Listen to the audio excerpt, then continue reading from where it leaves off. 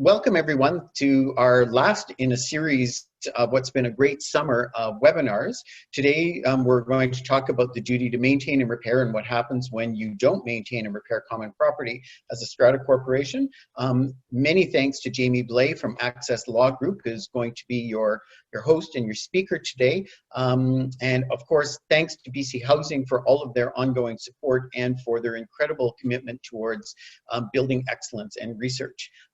This week's sponsor is the Access Law Group, which Jamie is one of the partners. And so again, we're really pleased to have them all on board this week. There's Jamie's email address and his phone number. If you have any questions following this session, he'd be very happy to respond and to help you out. Just a reminder to everybody that this webinar is recorded. Questions through the Q&A. Don't identify your strata plan or personal information. These presentations are all posted to the CHOA YouTube channel and to our website, so they're open for public access.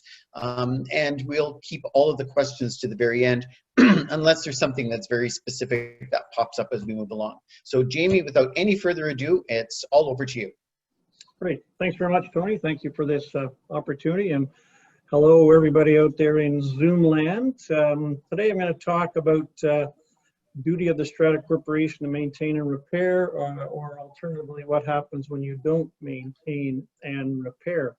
I suspect for most of you, this is just a refresher course to confirm what it is that you're doing right versus what you're not doing right. But for the purposes of today, certainly we're going to cover kind of the do's and don'ts and consequences of the do's and don'ts. But let's start off kind of as a general concept as far as responsibilities are concerned.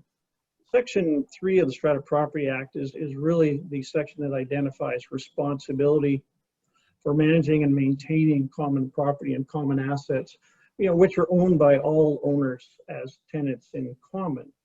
So the importance of managing and maintaining falls on the strata corporation, but it's really the ownership by the owners that really is responsible ultimately for the financial cost of doing so.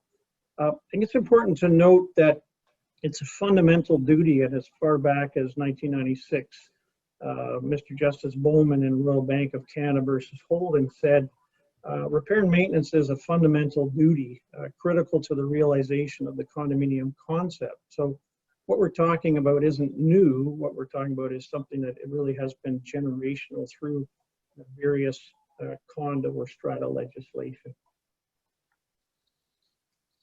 All right, so when somebody says, okay, we have to repair and maintain common property, it's important to know how it's defined. So the best way to kind of identify that is to look at the boundaries on the registered strata plan. So many strata plans will have an index or a legend which will identify through the initial CP common property. And their areas shown on the strata plan, they're not part of either a strata lot or shown as limited common property.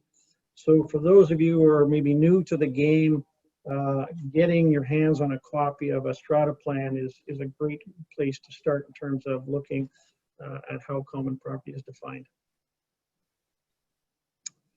And to kind of better understand and be able to drill down and know what common property is, you can actually look at the definition, and I'm not going to read it, that's in Section 1 of the Strata Property Act, and that's obviously the governing legislation.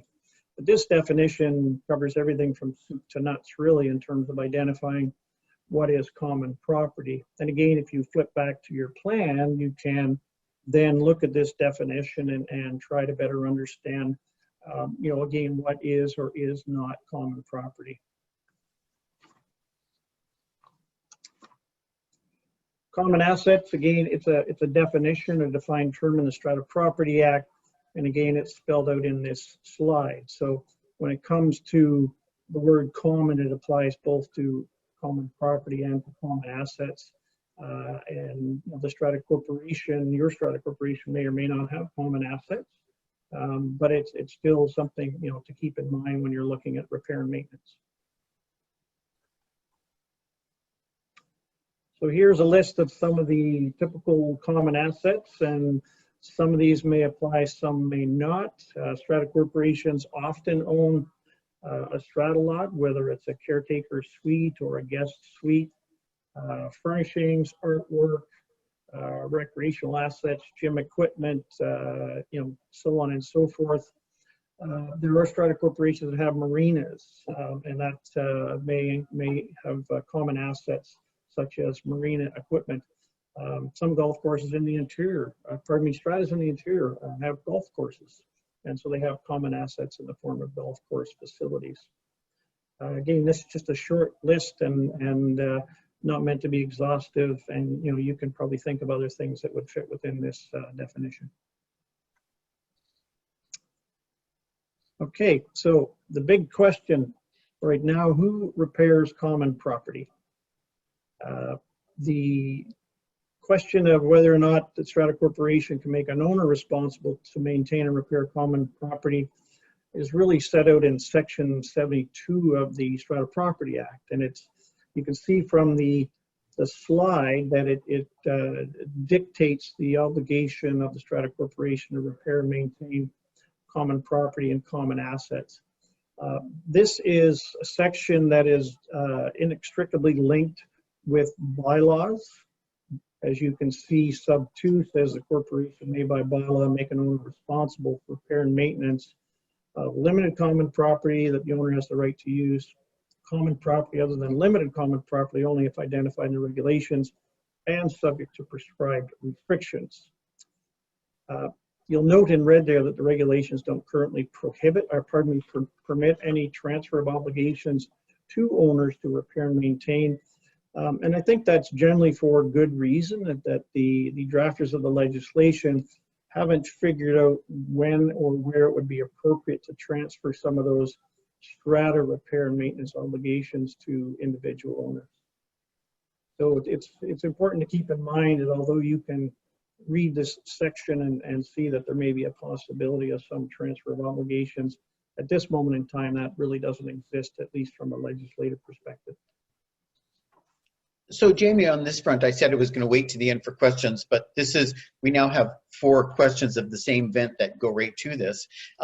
This is a very common approach, though, of especially townhouses where they try to download the responsibility to maintain and repair doors and windows onto owners. Right. And so, obviously step 1, they have to determine what the designation of the doors and windows is, which frequently takes a legal opinion to figure out between their strata plan and the geographic location and the boundaries and all the definitions. But what happens when the strata corporation has a bylaw like this, where the doors and windows are the responsibility of the owners, but the reality is owners never actually maintain and repair them, causing lots of subsequent damage? How does the strata unravel that mess? Well, it's a kind of a multifaceted answer, Tony. First of all, the failure to repair and maintain doors and windows, if it's been added to a strata corporation's bylaws, would amount to a breach.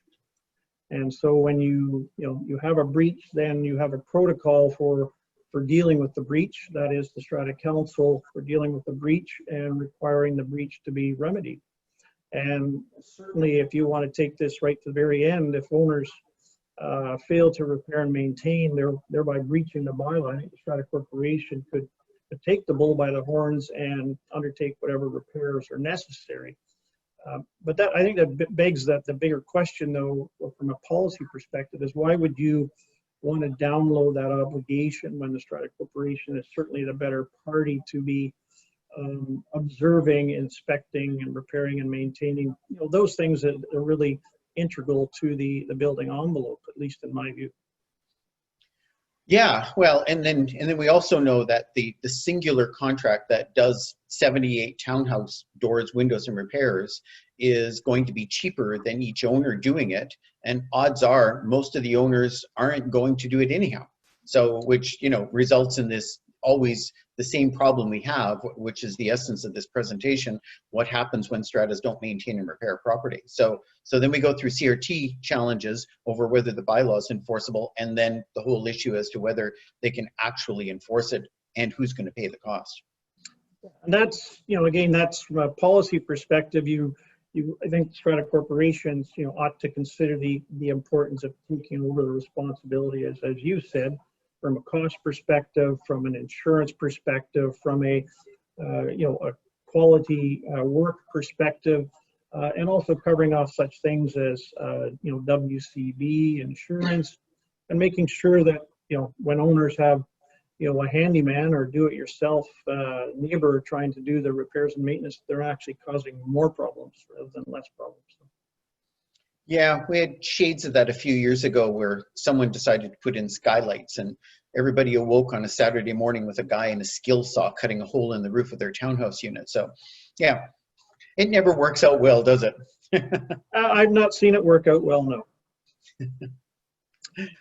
All right, so the next slide talks about limited common property, and I won't get into too much of the nitty-gritty in terms of the kind of the genesis of limited, but really what it is it's common property. So keep that in mind, ladies and gentlemen. It's common property designated for exclusive use of one or more strata lots.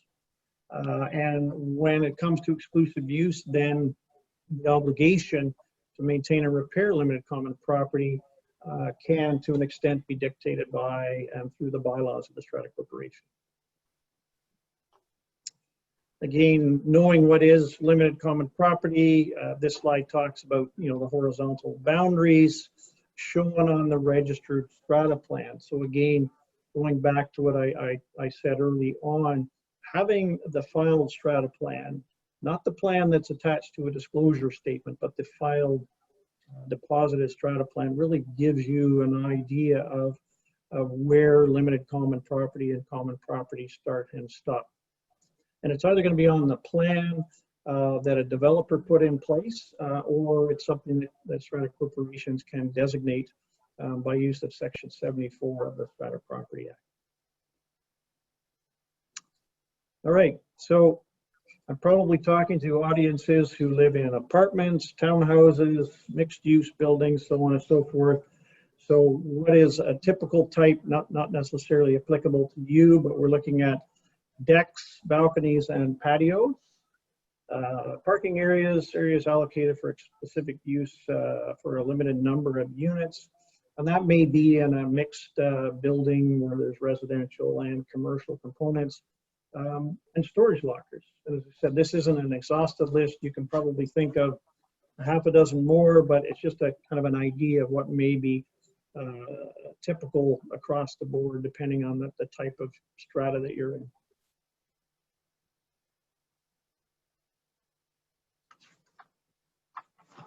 All right, so we talked about making owners responsible, or possibly making owners responsible for limited common property, and you'll see in this slide, this is a bylaw that's from the Schedule of Standard Bylaw 2.2. So owners are responsible to repair and maintain a strata lot. That we know. 2.2, when it's in your bylaws, makes owners responsible for repair and maintenance of their limited common property. Again, whether it's a deck, a patio, a parking stall, except for maintenance that the strata corporation takes responsibility for. And again, that's important language because those exceptions really go to the, I guess, the extent to which owners really are to repair and maintain limited common property. All right, so here we have another portion of the Schedule of Standard Bylaws. This probably is in your bylaws, may or may not be numbered Standard Bylaw or Bylaw 8. But this sets out repair and maintenance obligations of the strata corporation. So when you go back to Standard Bylaw 2 to see what it says about limited common property repairs and maintenance by owners, this bylaw identifies what the strata corporations are responsible for when it comes to repair and maintenance of limited common property. So really it's a division of responsibility, but I think what's important, and if you look at the bottom of the slide, is that it's the individual strata lot owners that are responsible, and the term here is custodial maintenance of limited common property cleaning that occurs once a year or more frequently, keeping drains free and clear of debris, keeping debris free and clear. Many stratas in Whistler have bylaws that include the requirement to remove snow, for example, as part of the custodial maintenance. So depending on where you're at, again, you can probably come up with other things that probably have to be included in this custodial maintenance. I think your snow removal comment is really appropriate because we see in a lot of townhouse complexes bylaws that say owners must remove snow and ice from their driveways and sidewalks.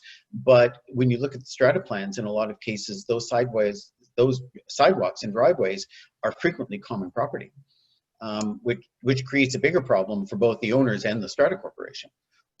That's right, and again, I'll probably sound a bit like a warped record, Tony, but for the owners, who are zooming in, looking at what the filed strata plan says, that's kind of the Bible for the purpose of understanding, what is common property, what is limited common property, and then you can take that and look at your bylaws and say, okay, now I better understand, what the strata corporation's responsibilities are versus owners. All right, so we've used the term understanding the purpose of strata titled housing, and a bit of a segue. We're the only province in Canada that uses the word strata. It's condominium pretty much everywhere else. So often I find myself going back and forth using strata versus condo. But you're living in a community, which is a strata housing community, and you have a collective ability, as it says here, to manage, maintain, purchase goods and services in quantity, and that really also goes to repair and maintenance for the purpose of purchasing services for repair and maintenance purposes. Common property, as I said earlier, is owned by all owners as tenants in common. There's a collective use and benefit associated with your common property. Some of you may be thinking of grass areas and driveways and so on and so forth, but also think of the exterior, the building envelope, the structure, and when neglected, will adversely affect all of you when it comes to use, enjoyment, value, and that can't really be overstated. Insurable eligibility, which has been all over the news lately, and certainly operational costs. Yeah, one of the biggest issues that has come up for us in the last 10 months has been strata corporations who have a neglected building system like hot and cold domestic water, plumbing, drainage systems, roofing systems, where insurers have basically responded back, being unwilling to cover the insurance without atrocious cost increases because the strata corporations have not been maintaining and repairing their property. I've heard those, I'll call them horror stories as well, Tony, and I've heard that in some instances there have been more or less an edict that you must put in place a repair program to deal with old pipes or outdated wiring or what have you, so that you're going to be able to get insurance. So that's just one of the kind of the downfalls of kind of a lack of maintenance and repair. Pretty pricey one. A very pricey one, for sure. Yeah. Sure. I think once upon a time that the term carefree living applied to stratas, but I think that was a misnomer and just maybe simply a marketing ploy on behalf of developers. Well, right. I think for the average condo owner, it can be carefree living, but people have kind of equated carefree with cost-free. And I don't think anyone thinks, when you really deal with a property correctly, I don't think anyone thinks living in a condo is cheaper than a detached home. No, I think what happens is that collectively, the owners are responsible for coming up with the budget to take care of the maintenance. So whether it's a single family home and you're putting something away every month, or whether you're you're budgeting for it through your operating budget or through special levies in your CRF. But again, I think what's important is to understand that as a group of owners, the responsibility is collective, to obviously not only share in the ownership, but also to deal with problems when they're compromised. So again, this slide, the implications of cost and risk that are placed on everyone's investment, is significant and jeopardized to the extent that building envelopes fail, balconies start to fall off. It can be quite horrendous if you take it to the extreme. All right, so failure to repair and maintain common property, given that it's this obligation is driven both by statute and bylaw, has some problems when it comes to failure to meet legal obligations. So what's going to happen? You're going to have more emergency repair calls, more claims, perhaps more insurance claims dealing with water pipes that are leaking, that are breaking because they haven't been replaced, they haven't been properly maintained. Your cost of maintenance is going to go up considerably. Your cost of, again, insurance renewal, to the extent that you're able to get it, is going to go up. And also the cost of rehabilitation when it comes to renewal of the actual building envelope. Property values are impacted. Tony and I were just talking about a building that has had a wind-up voted down yet again. The property values are now significantly lower, I think, than what owners paid for them quite some time ago, and that's driven by a failure of to repair and maintain. And then, of course, your insurance risk increases, exclusions, and so on and so forth. That really put a strata corporation that has failed to repair and maintain behind the 8 ball when it comes to how to fix the problem.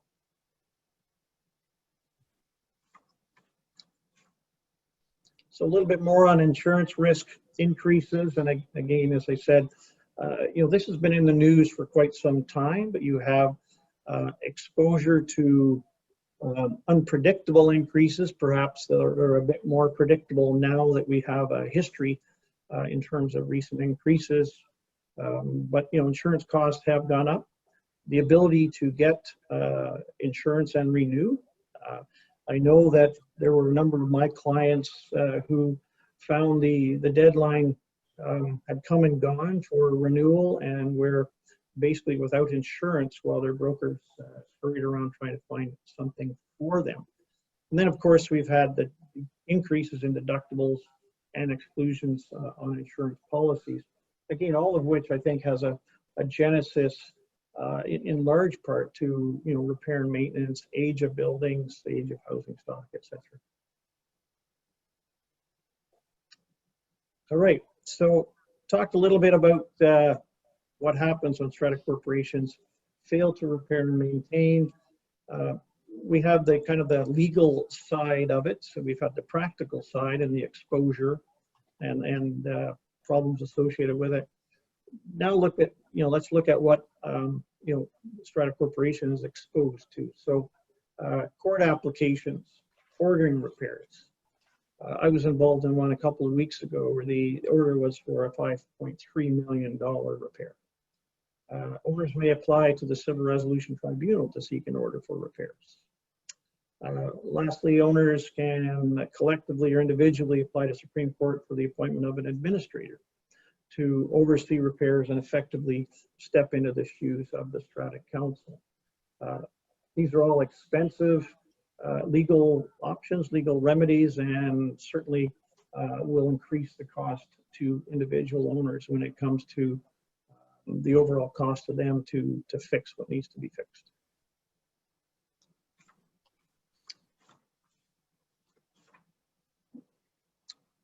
All right, so what should you do? What should council members do? What should owners do?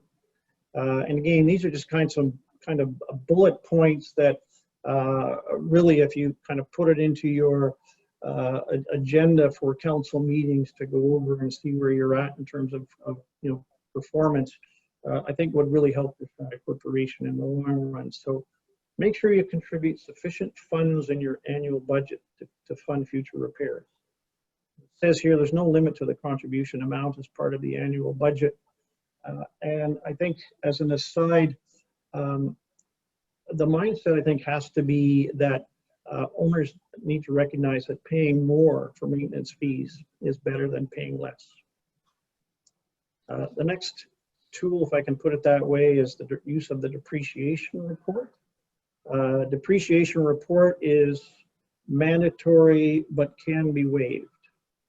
So strata corporations that waive these, I think, end up getting behind the 8 ball when it comes to knowing, what they need to do in terms of future repairs and the funding models associated with that. Long-term planning with both renewals and funding helps to reduce the urgent impact of a special levy. And I was just reading a set of minutes where 3 levies for exterior repairs were defeated over a period of 3 months. So, the strata corporation has to go back to the drawing board because they don't have any money to do repairs that need to be done. Well, and I guess the other side of all this is that every time stratas have special levies, unless it's a genuine unanticipated emergency, they're just simply deferred strata fees is all they are. Had they planned originally to fund things properly, they could have avoided the special levies. And we have a lot of strata corporations across the province who actually do fund at a very high level to avoid special levies. Yeah, and I think if I was to, ask, suggest to owners that they take one thing away from this this webinar, Tony, I think that would be the one, is that, putting the money aside, not taking the I'm not going to be here in 3 years attitude, but recognizing that this is for, the benefit of current owners and future owners. I think it's a tool that, when properly used, will result in all the boxes being, checked on the things that have been done right. All right, so funding the reserve fund, you can pass, or the required resolution to get a depreciation report, but really it is only useful if you recognize how it needs to be funded for the recommended depreciation report repairs. Because what this does is it allows you, A, to start budgeting and also carry out the required repairs that are needed. Take the funds from the reserve fund, and as it says here in the slide, which will only require a majority vote, not a 3/4 vote. So what's important, when you look at the expenses that are in the CRF, or the continuous reserve fund, they pay for, what the depreciation report is suggested as planned renewal or repair. And again, it's only a majority vote requirement to approve those repairs. So when those repair funds are sitting in the CRF, it is a lot easier for owners, obviously, to put their hands up and vote yes. So we talked a little bit earlier about some of the legal ramifications of failure to repair and maintain. So I'm going to go through some of the options available in a bit more detail. So option 1 is an application to court under section 173 of the Act. I won't bore you with the details of what section 173 says, but these bullet points kind of touch on what the requirements are in order to fit within 173. So it can be an application made by the Strata Council.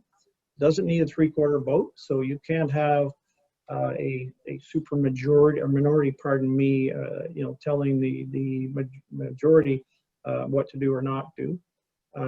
One of the prerequisites is at least more than half of the votes cast for the special levy originally were in favor, and that the resolutions for repair and maintenance of property that's necessary to prevent significant loss or damage. And that generally is associated with an depreciation report that has identified repairs that need to be carried out. So this is 173 in detail. Again, I'm not going to go through it, but it's a statute-driven application by the Strata Corporation on instructions from strata counsel to legal counsel. And this section of the Act sets out the process for carrying out the the court application and anticipatory application. And I haven't seen anywhere, if the facts are properly presented, the courts aren't prepared to award or make the award that's being sought. I think it's important for strata councils to understand if there's a chance that their levies aren't going to pass and they may have to resort to a 173 application, that their resolutions and the evidence that the work needs to be done needs to be as concise as possible and thorough. Like, it needs to be detailed, not just an estimate that we're doing this, but there needs to be accompanied with some level of an engineering or consulting study where there are technical requirements, because it makes it much easier, doesn't it? Oh no, absolutely. And I probably should have tossed that bit of information in earlier. So the depreciation report is one report that you can obtain, but it may be an engineering report dealing with the building envelope, or it may be a mechanical engineer who has provided a report regarding the domestic water system. But that is the kind of evidence that you're going to need, first of all, to put the resolution forward rather than an estimate, and then is that kind of evidence that is relied on to say to a court, look, this is a requirement in order to to repair and maintain, and again, you move forward with your application on that basis. How thorough do you think the resolution and the reports should be? Because you deal with these, you take them into the court. What's the best, the win situation for you representing the Strata Corporation? I generally would like to see a report that has been prepared after a detailed inspection and investigation of whatever the problems happen to be, and maybe for the purpose of the answer, I'll refer to a building envelope inspection report that identifies the problems, makes recommendations, and then does come up with some sort of reasonably accurate estimate, which of course is simply a number to be used for the purposes of a resolution. It may be that a council has gone the extra mile and has raised funds to have an engineering firm actually start work on a detailed scope of work with a budget that way. That's not always the case, but a report that has findings that indicate that there is repair and maintenance required and that can put a reasonable price tag on it, to me, is really the evidence that you want. And I'd be happy to present that, I think, and any judge will look at it and say, I'm satisfied that this is the evidence required to, and I'm happy and can confirm that, I'm going to make the order on the basis of this evidence. Good, that's helpful, thank you. Okay, option number 2. So this is an option where either the repairs are being ignored, as it says here, either to a specific area of a property or components of the property, and there can be an application to the Civil Resolution Tribunal.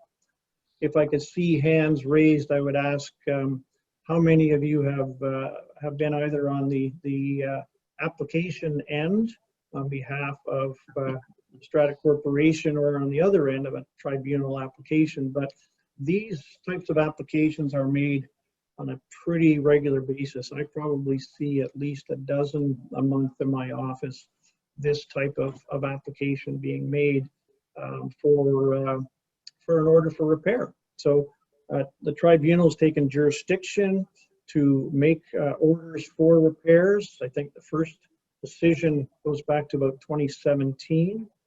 I think that was Pat Williams when he was sitting as an adjudicator. And the order requires Strata Corporation to determine, how the repairs will be funded. The order is binding unless it's overturned on judicial review, and it can also be filed in Supreme Court and enforced that way. So this is an option that will certainly require Strata Corporations, if they're on they're obviously the wrong end of the order, to perform the required repairs, even though there are disgruntled owners for whatever reason who don't want to vote in favor of the repairs. We see a lot of effective use of the tribunal in smaller stratas, usually under 10 units. They're self-managed. There's been a real casual behavior towards maintenance and repairs. One of the owners has discovered there's a significant repair issue. And so, the tribunal certainly is a very effective tool. What happens when the tribunal orders the repair, though, and then orders the strata to fund it, but the strata continues to defeat the special levies? Well, that's where filing the CRT order in Supreme Court, which is provided for in the Civil Resolution Tribunal Act, and then a nasty worded demand letter on the strata corporation might do the job, and owners take notice of the need to actually fund the repairs. If that doesn't work, I think, to be honest with you, Tony, there would probably be an application for contempt of court based on the failure to comply with the court order. I certainly know that it applies to individuals who have not complied with a CRT order that's filed in Supreme Court. I don't know that there'd be any difference in a Supreme Court application dealing with a strata corporation. And I think the outcome probably would be some form of stern warning to the strata corporation to perform the required repairs based on the term of the order. I haven't seen it happen yet, but I'm sure that the court wouldn't be too willing to go too far down the road other than to issue that stern warning, and then the strata corporation take that back to the owners. And then, of course, if the owners were to ignore it, we could be looking at option 3. Wait, so the price just keeps getting more and more expensive. More and more expensive, yes. Remember I said that when it comes to maintenance fees, it's better to be paying higher fees than lower fees in order to be able to fund repairs, the CRF, et cetera, et cetera. If your strata corporation hasn't done that and has ignored repair and maintenance obligations, then one or more owners can apply to Supreme Court for the appointment of an administrator. And administrators, once appointed, basically operate in place of the strata corporation and the strata council. Although they can't impose levies on their own, they need court approval for that if the owners won't approve them by a 3/4 vote. But the last bullet talks about the cost implications.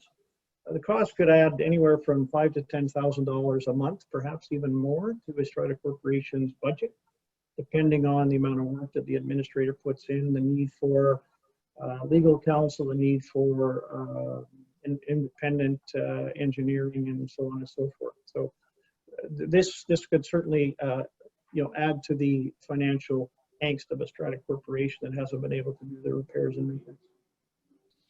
Well, and I can certainly say, working as an administrator, I think that the probably most troublesome thing for many of the owners that they don't realize is that once the administrator is appointed for a scope like a building envelope renewal, the owners have lost any control over their project or costs. They're simply at the mercy of the process and the decision-making of the administrator with very little recourse. That's true, and that's a good point. As I mentioned, a couple of weeks ago, a judge ordering a $5.3 million repair. Well, that was in the context of an administrator who had been appointed, and he tried to get the strata corporation to agree to a levy and avoid that type of court order, but unfortunately, it didn't happen. So, strata corporation, the owners had little control over the court application, and the judge ordered the award. So yes, if you want to control it at the front end by doing the things that we've spoken about earlier and the presentation talks about. So again, this is the provision in the Act that talks about the statutory appointment of an administrator. It's been a section that has been used quite a bit. in the past, probably not used quite so much with the advent of the Civil Resolution Tribunal, but it's there, it's tried and it's true, it works. Tony can attest to that as a court-appointed administrator, and I've acted for dozens of court-appointed administrators, and it's a very effective tool to get done what needs to be done.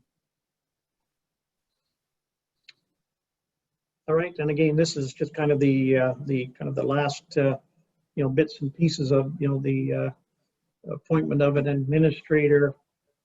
Losing control of decision making and funding really effectively takes the council out of the picture. So the owners have elected a council to exercise the powers and perform the duties of the strata corporation, but really they have no control. They've lost it.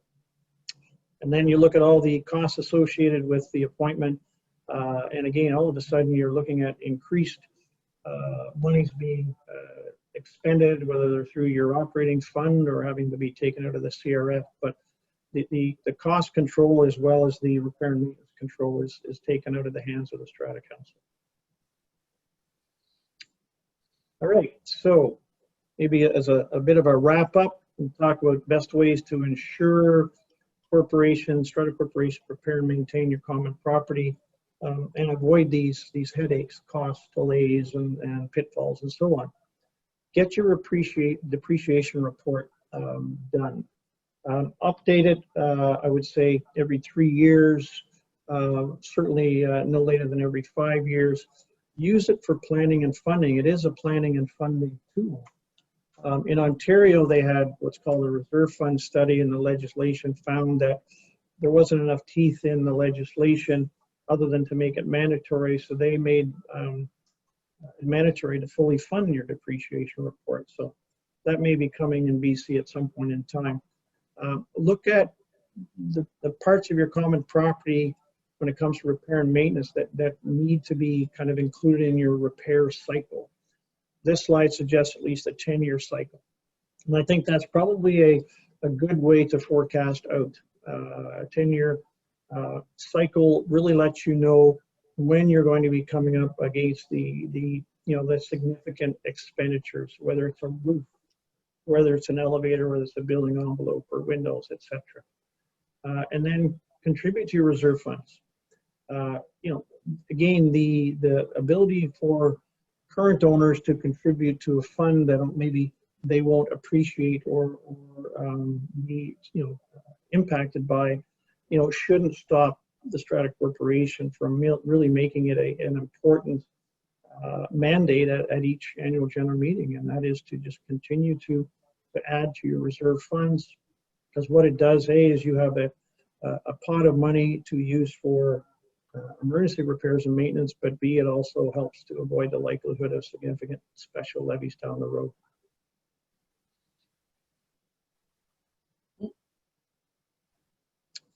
All right, and then I guess just covering off the last few bullet points.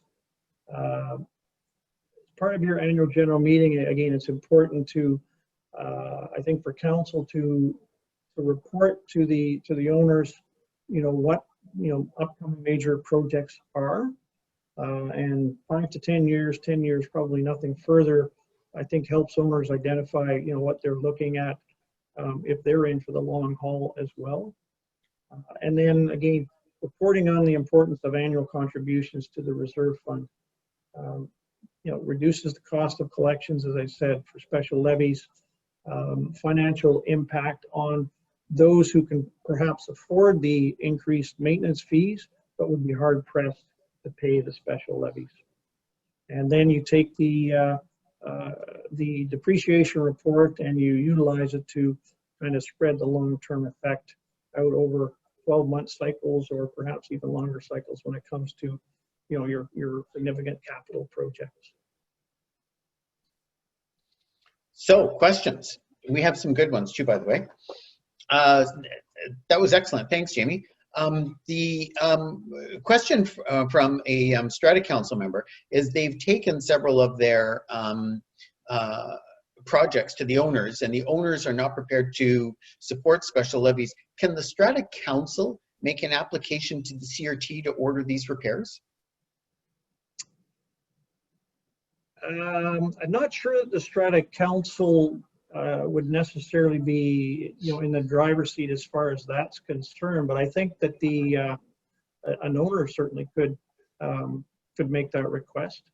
But I guess the question is, the Strata Council has seen a failure on the part of those resolutions to pass. Then again, we could go back to the 173 type of application, which isn't CRT application, it's a Supreme Court application.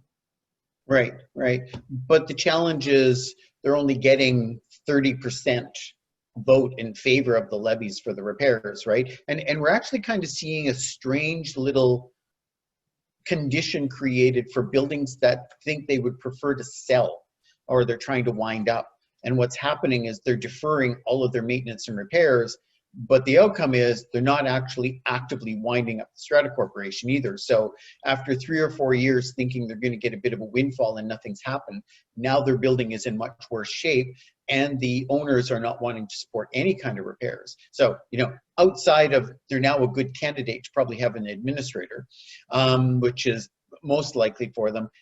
I think the question is kind of really, this is a bylaw issue that the Strata must do it. Does the council have the ability to make an application? And I'm with you. I'm not sure that the council actually has the authority to do that in the same way.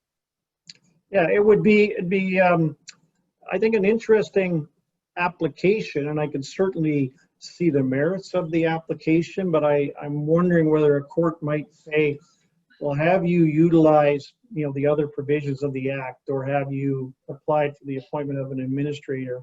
It may be that it doesn't meet all of the the kind of prerequisites of the appointment, but I think it might be best for the Strata Council to step back and let someone like an administrator take over, and perhaps the application might even go by consent. Who knows? I mean, it's really a question of who makes the application. If the Strata Council is supporting the repairs and maintenance, they may not do anything. But again, if it does go to the CRT, that might still be my advice, is that it would be owners perhaps who would make the application, knowing that they side with the Strata Council, and then it may be that the council simply puts their hands up and say, we support the application.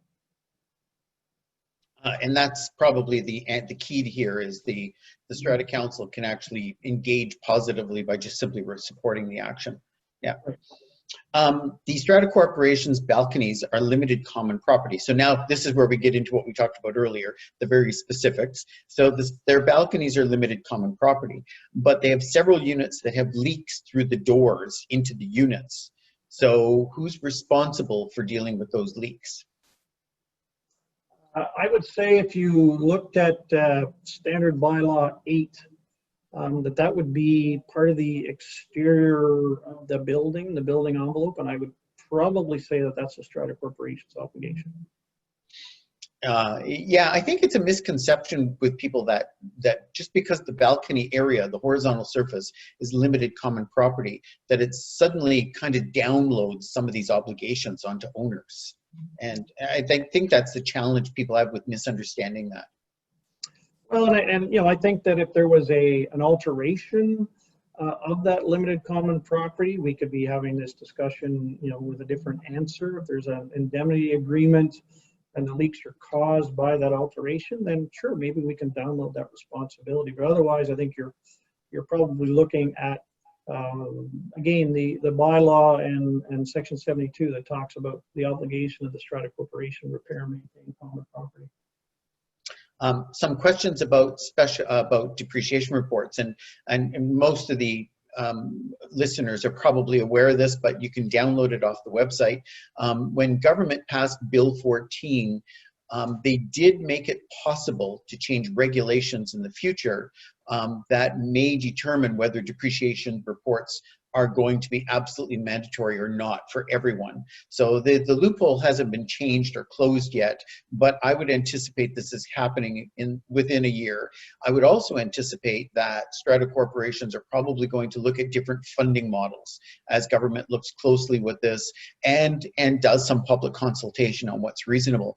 But in dealing with special levies, and depreciation reports, it comes back to the age-old question and problem. And so here's the question. If a levy is proposed for a repair and it's in the depreciation report, so it's recommended by the depreciation report, does it require a majority vote or a 3/4 vote to be able to pass the repair? I believe it's a majority vote. Well, and it depends on where the money's coming from too, right? True enough, if it's coming from the CRF, yes. Right. So, for special levies, they're always going to be depreciated. They're always going to be 3/4 votes at this point. So that's one of the big benefits, though, of depreciation reports. And again, we have several large stratas across the province who've been very well funding their depreciation reports. They come to their annual meeting, and very happily, their owners pass and approve repairs in the following years. They have the money available. It's not causing a disruption. No special levies. It ensures that the property is well protected and property values are protected. So, in cycle, it works incredibly well for everybody. Yeah, and that what's important, I think, when you as a council member or strata council, are looking perhaps at the first time to obtain a depreciation report. Get it from a very well qualified service provider so that you have, everything in there that is required by the legislation, and that has the appropriate costing inserted into it, so that you can, I think, use it as a tool that Tony is talking about, and take it to the owners and say, here, let's start, building up a reserve for, the roof that needs to be done in 5 years, or the elevator that needs to be done in 6 years. And that, that tool hopefully will allow you to each and every instance simply go to a majority vote to fund the required repair. Here's a slightly more complicated limited common property question. It's a townhouse complex, and the front stoops are stamped concrete, and they need to be repaired. And the strata corporation is not repairing them because they are insisting it's the responsibility of the unit owner. So the complicated issue that strata corporations have is that they can allocate limited common property expense just to those exclusive units, if that's possible, similar to a types bylaw. However, those things that occur less than once a year are still the responsibility of the strata corporation to maintain and repair. And I think, again, this is where we get into some confusion between what a limited common property designation can do versus the bylaws versus the cycle of repairs. Right, and again, I think it's important, and maybe I didn't focus on it enough, is that again, the term custodial maintenance to me, doesn't really mean that an owner is to jackhammer up their stamped concrete walkway and fix it, because that, to me, that's not custodial maintenance. So understanding the difference between the bylaw that talks about an owner's repair and maintenance obligations and the strata corporation bigger picture repair and maintenance obligation, I think is important. And again, keeping in mind the policy behind it. Who do you want repairing? Do you want a do-it-yourselfer versus a qualified contractor, and so on and so forth. So policy and practice, and I think importance in having the work done properly, I think all dictates the strata corporation looking at it carefully. And you may need a legal opinion to to give you a bit more advice on how to approach it, but that would be my advice off the cuff anyhow. Here's a Bearland strata question, which is great. In their Bearland, they have a common area RV parking lot, so it holds 25 or up to 25 RVs, and it's just basically a gravel type parking lot. People are complaining about potholes, and they're complaining about drainage and stuff. The question is really, what does the standard maintain and repair really mean? Well, I think it's the test the courts have referred to it as kind of the a reasonable person test. So what would be reasonable in the circumstances for the, as far as the standard of care is concerned for a strata corporation? So strata corporations may have three options: good, better, best, and those three words have been used in a court decision some years ago. But I think the strata corporation has to look at repair options. They have to identify, what would be reasonable in the circumstances. But I think they get to choose between good, better, and best, and then obviously put that repair option forward to the owners. Versus what it sounds like they're doing right now, which is not at all. Which is nothing. Yeah. Doing nothing does not meet the reasonable standard of care. That's for sure. Yeah, exactly. One more question. I think we can cover it off, and it's relating to townhouses. But the ongoing struggle that townhouses have, everyone has their own garage door, and they're the only ones who use it. So who really is responsible to maintain and repair the garage doors? I've had this scenario probably many times in my career, and I generally start out by saying, what does the strata plan say? Yeah. Right? Because I think you need to identify, how the garage door is not necessarily how it is characterized, but is it part of limited common property? Is it part of common property, or is the garage part of the strata lot? Because I've seen plans where that has been the case. So I think once you get past that, then you look at the bylaws and the definition of common property, the midpoint of the door, how the application of section 68 and boundaries work. And then, again, I think with legal advice, counsel probably can come up with a fairly, cogent argument to either repair and maintenance obligation of the owner for reason that it's either on their side of the boundary, if it's part of the strata lot, or not. Depending on what what the legal advice is, what the plan looks like. And there are times, Tony, when owners are going to have to pay for somebody else repair and maintenance when they receive no benefit from it, and that's just the unfortunate reality of all for one and one for all, unless we're into a type situation or a section situation.